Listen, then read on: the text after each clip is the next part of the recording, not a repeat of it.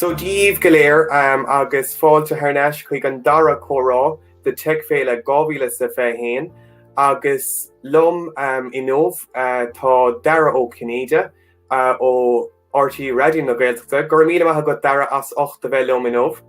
Míle fáilte Jimmy, agus Dara, I suppose tos nómí deach beidir nach bhfuil aithne gachtainna ort ach tá lán cinnte gohfuil ach beidir go dúir tú sais léireáinir de coolar féin dus na daoine tá fécidir seánmh.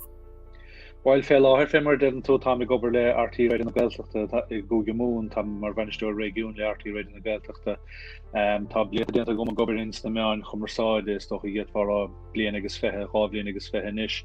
I bhí sa gobar feadh cúgmíanana le RTÉ i déanamh cuasaí sport láthir in Sunday Game, bhí sa gobar le feadh le TG Cahara chur seo sport láthir. Bhí sa scríb agus tá fós a scríb an Irish Examiner le nach mar fethe bliana nó níos cuasaí sport an go is mó ach an obair le más mai leat thsúla gom le breis fethe bliana ná mar chláreachta le RTÉ Raidió na Gaeltachta agus an son mar bhainisteoir le régiún le RTÉ Raidió na Gaeltachta níoseach. Ní hnéan ilúnta bhí rom aber ilech mé mar chemicúir agus mar bhúntúir ach nós annach a daoine le hógus cosán eile ar fad. Sin an rud Dara, agus so thosnig tú amach agus chuig tú I món I suppose taréis manscoil chuig tú go dtí ollscoil limní ba? Se go dtí ollscoil limní sa bbliain go nachtí hasna sa déanamh chemiciún scoíoch an cuasa naimhíir in gúrsanna industrial chemistry tá sé fósan industrial chemistry agus industrial biochemistry hain cuasaí chemic agus physica an bhórlam sa bhanscoil. Ach chúis éigen nuair a chus chun na hallscoile chaile spéisiúnta agus gur beidir agus lua go má lélí na chósa go méidir gribh cuasa mí cheart tóca gom. Ní dtíar sin dála mís mórrán agus is tólam gorás anna óg agus go bhfuiln tú anna óg ag chochmín na déag díis ag nuair a ránaíonn tú cuasa beidir a dhéan fáin chuile dat héal. Dhéana sa ceirim líana ó neidir go nach a tígadí neidir go nach a seacht in ollscoil limní. Hain an tréfstin an bhórlam ach ní raibh sé geiste gom riamh beidir leislí tíad gúsa nó lu go más chósa higus nach hasig bhfuil mo héal a chahabh leis le cuasaí chemica ar fad. Chud bhd am cháde tá sé fós a gobar cuasaí chemica agus a gaiirí go húntaach le sa tíir seo agus th leir. Ach níor bhéine bhí an ná mar cóirteover le mo héal acadúil hí saoil sport a forbert anna hapig comá. Agus hoogste sin an agus tógan agus deirí gom gábhlíon díag gom le fuin síte chéirí na ceimlíon na gorás an ollscoil limní agus tíblian na géic sin i gláiste bud smála déanamh B.Ed agus cuasaí bheilne, cuasaí dachas agus cuasaí bheilne. Agus in áiríre ha mé radháil nuair a bhís an bhaléon tíú le bhéil go raibh cuasaí sport chuntosaigh don go is mó agus beidir cuasaí acadúlachta in san tarna háit nó sa tíú háit nó an áit néile cé gur hain chemic agus physic an bhórlam sa bhanscoil ceapas nuair a bhís beidir 40 50 60 agus 80 gur b'inéon teo hócach má héal go gahin má héal le plé le cuasaí chemica. Ach tá gurfa ceis níosrum tá sé nach mar cúgmíanna feithead ó bhís stadéir chemica. An chemic is bunúsí le bhéal áirteiste Tá sé chubáda dearúta go set mar a gibríon an intin agus mar gibríon an ceann agus mar dúirta ó bblion na mílíise nach tam héal sé cuas eile hógant sé na meáin chumarsáide agus mar sin agus is tócha go bhana mé an san inis agus tá go dan hainehas agus irdan sé don stolim go bhfuil sé a dhéanamh tíomh na gail na chomá a bheag nóhfuil. Agus luigh tú an son gur chuig tú amón an bonmúntrocht an son taréis ar céim in ollscoil chláiste mar an smáil agus bhí tú amón cuasaí sport comá. Chuna sa bhí sé sin? Anna éagsúil nuair a hasníos cuasaí bonmúntóireachta is dul an gur rud éigen éagsúla tá stáilham. Teis ceidim líana fálam chemica agus mar sin hasig bhm just réimse eile ar fad aránú. Rud éigen bhí anna dhiafriúil ó chemic ní hasig bhm bheitsa stig sa Ireland agus cheapas an son effect tamil agus effect tíine cheapas agus chéidir go men beidir a plé le cuasaí I dachas agus a stige seo mar range le daltaí bunscoile agus a dhéanamh tíomh an na gailne a ríist fuair me chéimiid son agus an fuair post saoraigh le RTÉ Raidió na Gaeltachta an saoire dearnach gorás I gláiste mar an smáil. Agus hain sé chomór san lum dúirt le hénig más féile man éair cumát mé gainitá An rud is mó has go an bheimreachtain sa Gaeltacht agus má héile chahabtí ran na Gaelne agus a bhíocht an post a Gaeltan son nírás ábal de post mó an tóireacht a Gael sa Gaeltacht. So dánas le cuasaí in na meán chumasáidin. Arrows, her bar. So sinning an céad, I suppose an deis a fuair tusa agus tú fósig dal ag déanamh stadéir sa chláiste fuair tú an deis le raidió na Gaeltachta. Agus an bhfuilín sais cóirla gut do beidir micléin inis atá ag smaoine bhar beidir dul imón posta alls na man nó tá anna him a go beidir na man faoi láthair agus an bhfuilín cóirla gut dóibh. Well, an rud na gcónaí ná téirle de chríg a minic catú spéis bheith go tún pen obair, mar do chuidéile dod héal a chahabh le pos ní bhórdat gomach taineh a bhainte go asan bostáide sin, agus an tarna rud ná bhí fistrach a gcónaí, chuir ceist na gcónaí, bhí fistrach ag ólas a bhainteach a gcónaí, agus ó hebh na meán chumarsáide do gohair le RTÉ Raidió an tú gcónaí díreach techt choramíocht agus íarne, fíorne an scéal, fisfáth an scéal, faoinse an scéal, agus fíricí, rudí há fír, le bhéanaan dos cíimí gúnach nuachta a hán tá dúltach dúirc fír chud bha. Agus tá sin níos táchtaí ná riamh tá na díspóireachtaí ar siúil insta meán chumarsáide fé láir, de bhar rudí thar le gúsaí polítíochta America go háirithe agus a dtí réile chuma go naim seofií an íarna gcónaí, agus ar bán áitiúil a ha míadna plé le chunta chéirí corcaí agus fortláige insna counter Gaeltachta. Tá mí dírig an scéalta na muinte a bhaim siú, so mar chóirle do rion óga bheith gomach spéisiach a gúsaí ar seoirta agus na meán chumarsáide. Sin rud a hantu a déanamh go bunúsach ag an levélas bunúsaí, tanú gén sin scéalta agus a gaimsú fíorne insna scéalta san, agus a chuirt don bobbal a há fistrach, agus na bunscilna há tastáilhairt ná cumas scéaltóireachta agus cumas fistrachta agus fíorne. Arrows an bha. No sin anna cóirla de aon macléin atá ag féictar seo faoi láthair agus simachá dul imón na man. Beidir go raimí international son go dtí luigh tú níos luatha faoin obair eile tá go ar siúla go faoi láthair agus bhí tú gibrú le cuasaí telefíse comá agus an show sport. Conas tú tháinig an deis sin sús agus I suppose óid tar éis a bheith mar léachmór a géiríonn sa agus ó héobh cuasaí peile ar cadaide a beidir go tháinig sé machta sin. Is so go in an áíide Jamie bhí chanach a tanghála a gin leis na meán chumarsáidin bhí mar a gimmart an levéil sin agus bhí mar a déanamh aglah a gcónaí agus bhí mar a dul féhráid cameraí a gcónaí agus bhí talm san ví a gimmart gomíoch cíirí gluhí cena se le éan go minic agus bhí sé gimmart os cuairt slúit an a bhuair agus bhí cluhí mór a martá agus na dobs in is agus mar an do. Agus chud is spéis an mar pen drás go rós leislí clítí mar ré mar felladóir is doch a grós tosnahins na meán chumarsáide, agus is réim se áidethe dus na meán chumarsáide an chumarsáid sport agus an idir seoideach sport, agus is tons go lán éon é sin, agus chud is spéis ann, chud is spéis an conas gén sían an camera scéal, conas gén sían an teidir seoir taobh hiad an camera an scéal, agus a rítebar na bhí a didim le deadam a ré mar felladóir hos níos i chud ceistena fisrú agus a déir go gáil amach méáir cad an teachtracht a hansa, cad an íhá atá ag duine, cad an íhá atá ag fuirin, cad an íhá atá ag an gluthe féin, agus chunsa féidir linn an íarna raimsúin son agus an íarna sinna chaibh nó gánaí, agus beidir go dtí si le bhfuil sé sin sais casta, chuir lí bhíon teachtracht i teachtamach ó gach imreoir ó gach fuirin agus ó gach cólacht a pléiletha. So chuir is spéisian son agus na níos a gimmart an son ag an levéil idir chunta bhís blianasteach a rá blianasteach a tí blianasteach agus tugadh deisna dom bheith i láthir mar ar chláiricha ach an son $1 in bheile agus na chláiricha a chur láthir. Agus buchas le déanaí ar bhean dúgam is doch an scéal hín agus cahirirlacht is docha i dhéanamh hí spóireachtaí timppel ar chósaí sport.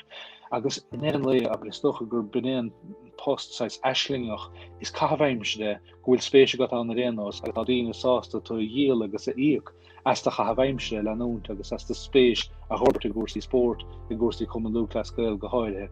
Cháirigh sé gan dát is stocha go raibh raharin mar nuri agus gribh ahannig a dine or rumbeidir tirs bravli an diag an ganzi hiri ach tácroig gist le chlárfuil a chuige chuir a láthir taidi gennaver agus chorá chéime amachtigs gomach srona dúr leis ach is obedi a hahan an a bhórlam ag an nám agus cúdmena an Sunday game le RTÉ Darius Hassan agus dines demli an in géiction le show sport TG agus a ríist, aber is me an commersáide de friúle an telefís a gúnráidir an radio. Go persanta barlam radio tá níos mó focail testáil chun barnaí agus spectúí géint agus scéala géint ó hebh na telefíse mar a higanse tá an íhá agus a focail agus na bréire táchtach.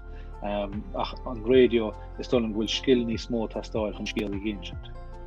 Kinte, yeah, no sinarás anna I suppose nor current tú an gáceán a gomráid le na chéile go bhfuil tú mar a dúir tú ó héh an radio de gírig teachsús le caiú an scéal a léirú don lochtéisteach agus caiú an scéal a crothú agus é bheith samúldómh comá. Ó héamh an radio degus radio na Gaeltachta Dara. Bhfuil mór an áirithe I suppose tá mór an áirithe feice go do héamh an technoliaachta agus an slíon a bhfuil sé dul faoi láthair. Ach I suppose an bhfuil éon rud feice go atá na rudí nuaimsrethe tá si bh gúsáid faoi láthair ó héamh an technoliaachta sa radio faoi láthair agus cadí na rudí sin atá si bh gúsáid. Well, fé mar a higgin gachéine a bhaid níos óigen an mise tá technoliaachta a garú chótapig agus de ná tamse fála mó lena I héin catá macht mar snétá hún.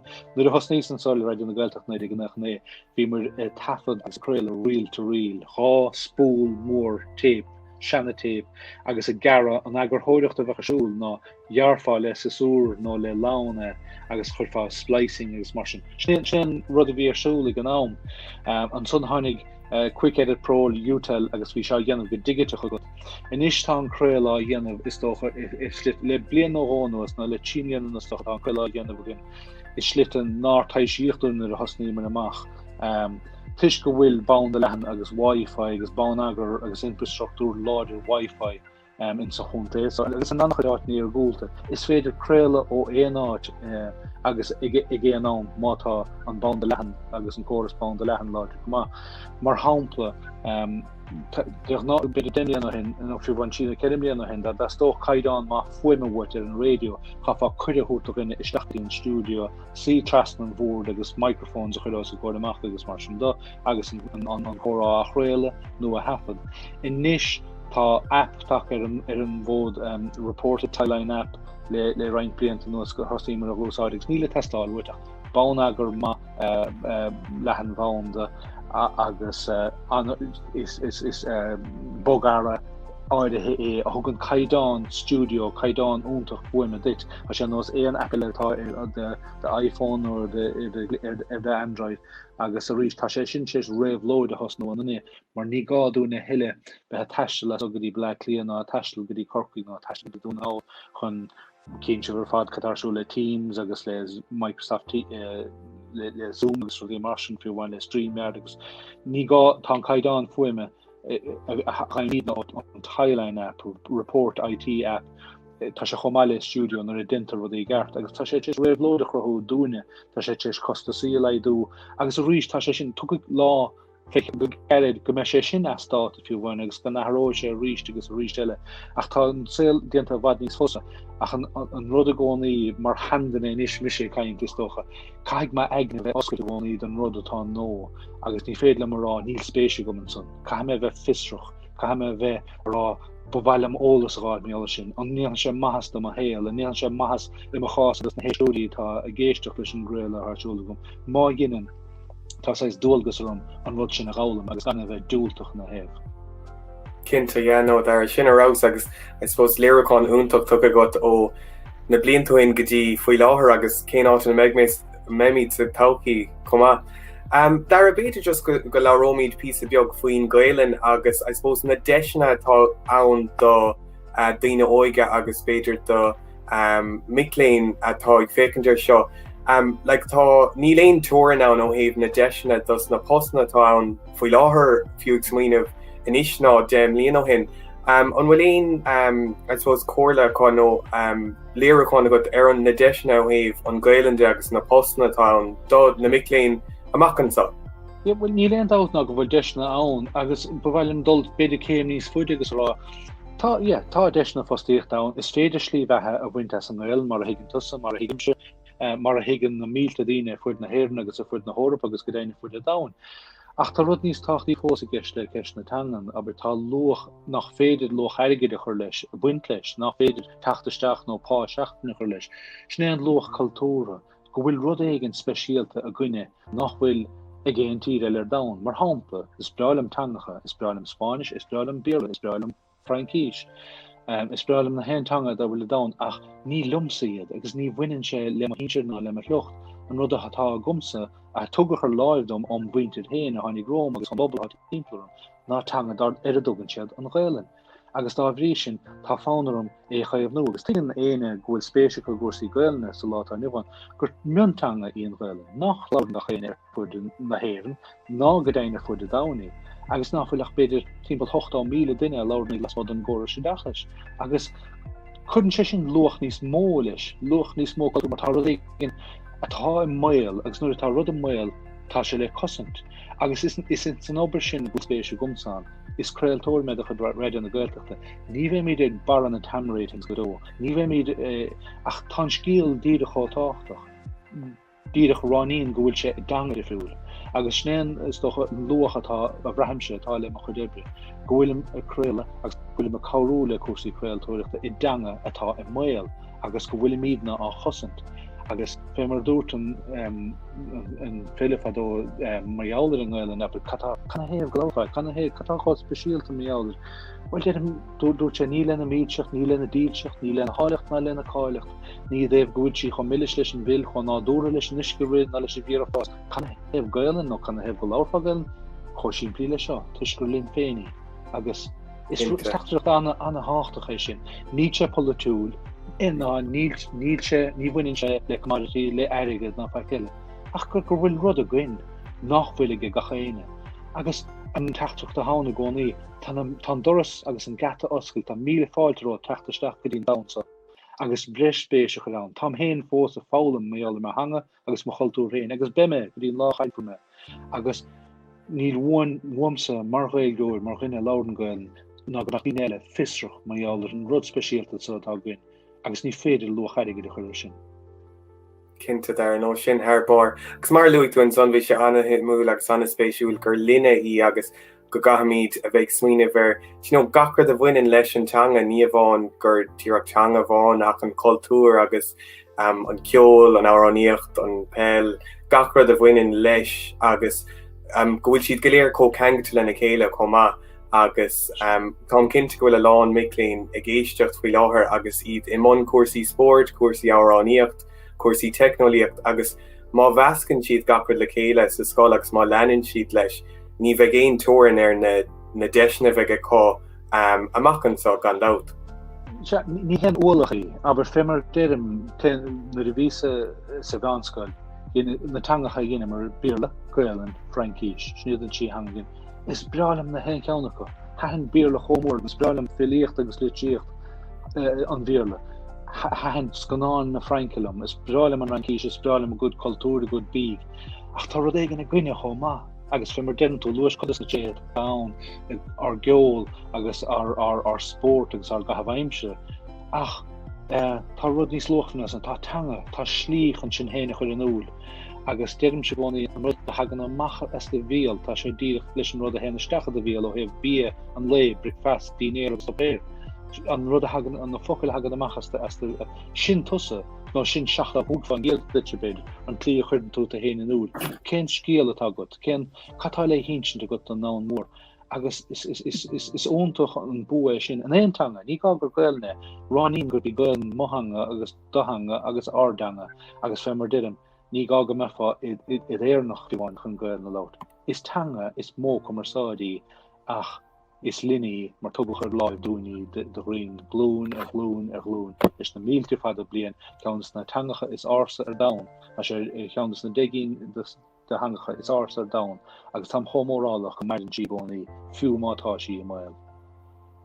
Sin arás Dara, gur míle maithagat as 8 an chorá spéisiúil sin a bheith gom léna nómh agus chumíd I suppose deire leis an son beidir just mar I suppose mulla bhain de aon macléin an bhfuil aon rud eile go féidir go bhfuil tú dhear grindsló beidir mulla bhain nadidir just dómh amachchan so beidir. Countess na ceachtain is mó gálamís sa tail, gálamís a chósaí sporte. Ná túr fé aon rud go patúir ná lethlí. Bhí céad fáin géad isteach sa rud. Bhí túr céad fáin géad a gcónaí agus tepigort inis sa ríist agus tite tú agus buint for bar hiisleat. Ach ná tucach lag me snecht riamh. Ná glach le dúltachas riamh. I gcónaí aidigad hasamh agus téirchan cín agus fáil na ceachtain na gcónaí agus sin ceachtain na gálamís éine a chósaí sport agus seaín siad leat in san saoil mór chomá. Bhreáilm dá níocht duine éigen lumsa sin breis tucha bliana hinna ví an galta meanta. Ná glach le dúltachas, ná héis le dúltachas, leanad aig agus leannig de chrí agus duine rud éine gcónaí. Sin arás Dara, cóirla úntaach an son agus gandát tám lán cinnte go méid inspráid mór éis gofuil tú éis inspráid mór a thuirt de roinnt McLean an son agus iad bheith éisteachtain agus ag fécinn turn I nómh. So an céad chorá eile bheith ag teachsús a nocht ná beidh líanaí bhar chu ag caintlín ag a 7:00 an nocht ach a ríist gur míle maithagat Dara a sochta bheith lom tránna nómh agus be muidir caint a ríist go luath? Stáin? Le gcóna dé, stáin.